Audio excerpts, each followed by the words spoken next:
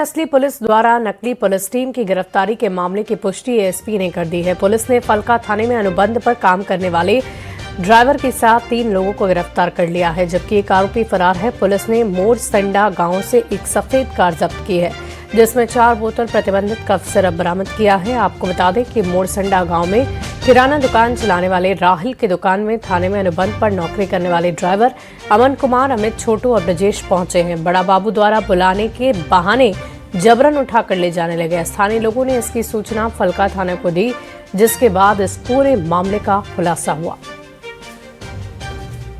हम दुकान पे थे, उधर से व्हाइट कलर का गाड़ी आया। गाड़ी आने के बाद 2 लड़का उतरा, उसके बाद मेरा नाम पूछा। नाम पूछने के बाद 2 और गाड़ी घुमा के आया, कॉलर पकड़ लिया। उसके बाद बोला, गाली देके बोला बैठो, बड़ा बाबू भेजे हैं। उसके बाद हम अपने चचा को गरजे, चचा आया। उसके बाद ग्रामीण सब जुटे। कितना आदमी से था? 4 आदमी से था। 3 को उसमें एक फलका थाना का चालक भी है, अमन कुमार। हम पहचानते नहीं, वो बताया कि हम चालक हैं उसका। स्थानीय युवक को 3-4 व्यक्ति जबरन एक निजी वाहन में बैठा के ले जा रहे हैं। इस सूचना पे त्वरित कार्रवाई करते हुए फलका थाना की टीम जब वहां पहुंचती है तो ज्ञात होता है कि अभी नए अनुबंध पे नियुक्त एक चालक है अमन कुमार, वो वहां पे पाए जाते हैं। वो कुछ दिन की छुट्टी लेकर थाने से गए थे और अपने 3 साथियों के साथ उस व्यक्ति को जबरन अपनी गाड़ी में बैठा के ले जाते हैं। जैसा बताया गया, उस युवक ने बताया कि उनसे पैसे की उनके द्वारा मांग की जा रही थी। तो उसमें से एक व्यक्ति ब्रजेश कुमार भागने में सफल होता है, लेकिन 3 व्यक्तियों को गिरफ्तार करके न्यायिक परीक्षा में भेजा जा रहा है। सीतामढ़ी से एक बड़ी खबर का रुख कर लेते हैं। ठंड को लेकर प्रशासन का आदेश, सभी सरकारी गैर सरकारी स्कूलों को बंद कर दिया गया है। 24 दिसंबर तक सभी स्कूल बंद रहेंगे। 12वीं तक के स्कूल बंद रहेंगे। प्रभारी डीएम ने निर्देश दिया है। ठंड और कोहरे को लेकर प्रशासन की तरफ से यह आदेश जारी किया गया है। सीतामढ़ी के डीएम ने ये पहल की है। ठंड को लेकर प्रशासन का आदेश, सभी सरकारी और गैर सरकारी स्कूल बंद रहेंगे। तो प्रभारी डीएम ने निर्देश दिया है। 24 दिसंबर तक स्कूलों को बंद रखने के लिए कहा गया है। आपको बता दें कि ठंड का सितम पूरे बिहार में देखा जा रहा है, जिसका प्रभाव अब शिक्षा पर भी नजर आ रहा, स्कूलों पर भी नजर आ रहा। मुजफ्फरपुर से बड़ी खबर आ रही है। ठंड को लेकर जिला प्रशासन का आदेश, सभी स्कूलों के समय में परिवर्तन किया गया है। डीएम सुब्रत सेन ने जारी किया आदेश। सुबह 10 बजे से लेकर 3:30 बजे तक स्कूलों का संचालन किया जाएगा।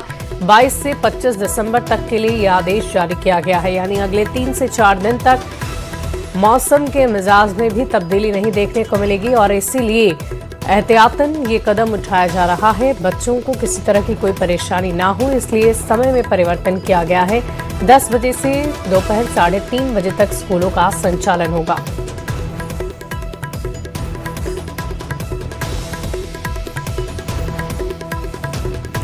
और देखिए, गोपालगंज के मॉडल सदर अस्पताल से एक ऐसी तस्वीर सामने आई जिसने हेल्थ सिस्टम पर सवाल खड़े कर दिए। अस्पताल में टॉर्च की रोशनी में मरीजों का इलाज किया गया। डॉक्टर अंधेरे में मरीजों को इंजेक्शन देते नजर आए। बड़ा सवाल है कि बिजली कटने पर अस्पताल में जनरेटर से बैकअप का इंतजाम क्यों नहीं था। इस रिपोर्ट को आप देखिए।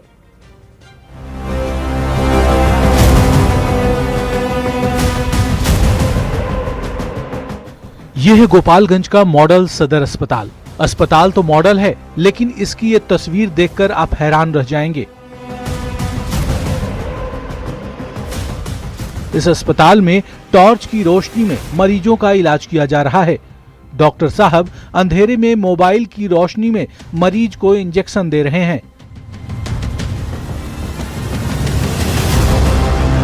तो एक डॉक्टर टॉर्च की रोशनी में एक्सरे रिपोर्ट देख रहे हैं।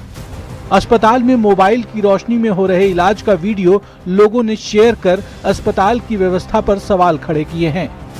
दरअसल अस्पताल में बिजली की आपूर्ति बाधित होने के बाद अंधेरे में टॉर्च की रोशनी में मरीजों का इलाज किया गया।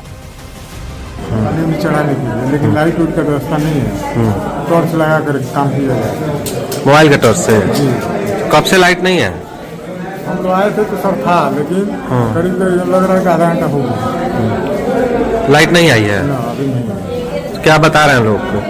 बता रहे हैं कि लाइट ड्रामा रोज के इस समय का। अपने चाचा का इलाज कराने के लिए आए थे और काफ़ी देर से ये लाइट कटा हुआ है। हम लोग मॉडल हॉस्पिटल में हैं, हम लोग को लगा कि एक बेहतरीन ट्रीटमेंट होगा और पूरे लाइट वगैरह रहेगा, लेकिन उस समय से लाइट के अभाव में इलाज ही नहीं हो पा रहा है। अंधेरे में क्या इलाज, लाइट के टर्च से क्या इलाज होगा। हम जब मोबाइल की रोशनी में मरीजों के इलाज का वीडियो सामने आया तो अस्पताल प्रशासन ने सफाई दी।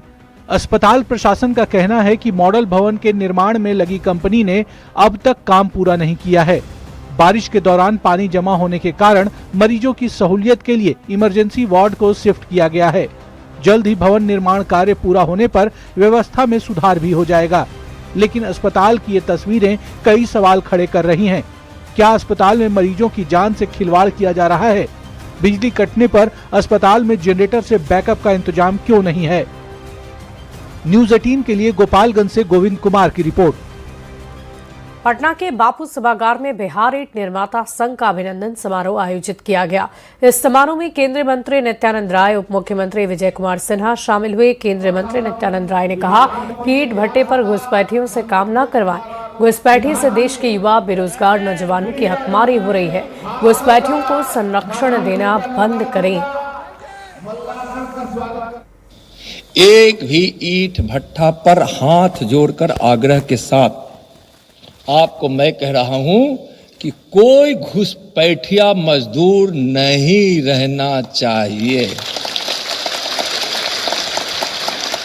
किसी भी ईंट भट्ठा पर कोई भी घुसपैठिया मजदूर एक भी नहीं रहना चाहिए। मैं दोबारा बोल रहा हूं, आग्रह के साथ।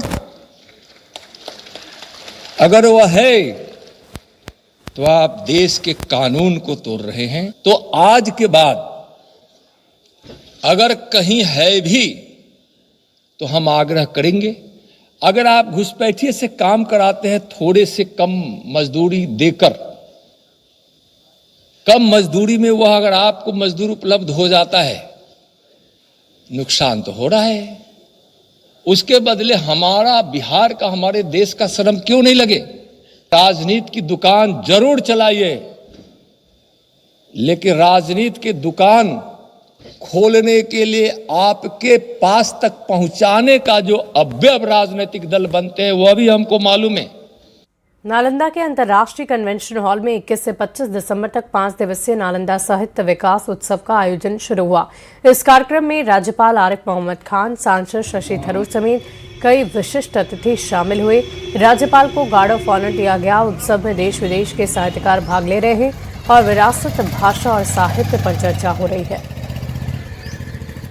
लिटरेरी साहित्य सम्मेलन जो है, लिटरेरी फेस्टिवल जो है, एक अवसर है जहाँ हम साहित्य और सोच चर्चा करके हम ऐसे इस परंपरा को आगे ले जाएं। तो ये बहुत अच्छा है, बहुत खुशी हुई है। इतने सारे साहित्यकार, कला प्रेमी, साहित्य प्रेमी सब जमा हुए हैं यहाँ। नालंदा ज्ञान की भूमि है। नालंदा में ये आयोजन हो, इसका स्वागत किया जाना चाहिए और इसको एनकरेज किया जाना चाहिए। हर तरह से जितना उत्साह हम बढ़ा सकें वो हमें बढ़ाना चाहिए।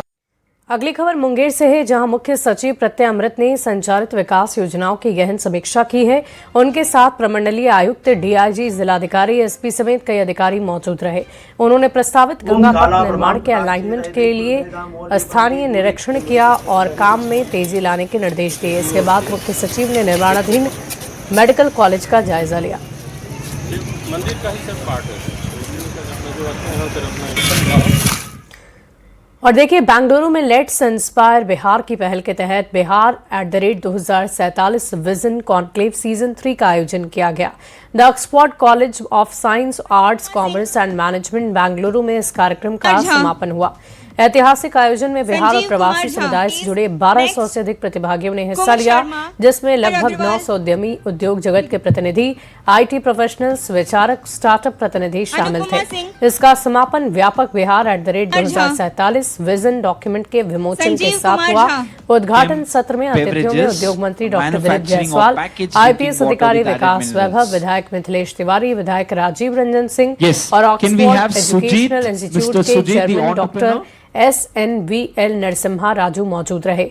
सभी ने बिहार में निवेश और स्टार्टअप के लिए अनुकूल वातावरण तैयार करने के प्रति सरकार की प्रतिबद्धता को दोहराया। सपने जैसा ये अवसर इसलिए है क्योंकि इस सभागार में जो लोग बैठे हैं केवल एक इंडिविजुअल नहीं है, all of them are like institutions. व्यक्ति नहीं, व्यक्तित्व है जिनमें अद्भुत सृजनशीलता है, अद्भुत क्षमता है। द क्रीम ऑफ बिहार जिसको मैं कह सकता हूं, जो अच्छा सोचते हैं, बिहार के लिए एक भाव उनके मन में है। यदि आपको डॉक्टर दिलीप जायसवाल जी को, मिथिलेश तिवारी जी को, सभी लोग जो मंचासीन हैं, और आपको कुछ जोड़ रहा है तो कोई जाति नहीं है, सब अलग अलग जातियों से आते हैं। कोई संप्रदाय नहीं है, सब अलग अलग संप्रदायों से आते हैं। कोई विचारधारा नहीं है, यहाँ अलग अलग लोग अलग अलग विचारधाराओं से आते हैं। किसी प्रकार का भेद नहीं है, केवल एक उद्देश्य है कि कैसे बिहार विकसित हो। स्ट्रांग विल पावर, कुछ करने की चाहत, टू अचीव द गोल, ये इंसान चाहे कुछ भी हो कर सकता है, इसके अंदर इतनी ताकत है। Human are the substitute of god. कलयुग में भगवान कोई अवतार लेकर पृथ्वी पर नहीं आएंगे। इस कलयुग में ना भगवान राम आएंगे, ना कृष्ण आएंगे, ना ईसा मसीह आएंगे, ना पैगंबर साहब, बुद्ध, भगवान महावीर, कोई नहीं आने वाले हैं। Who will represent?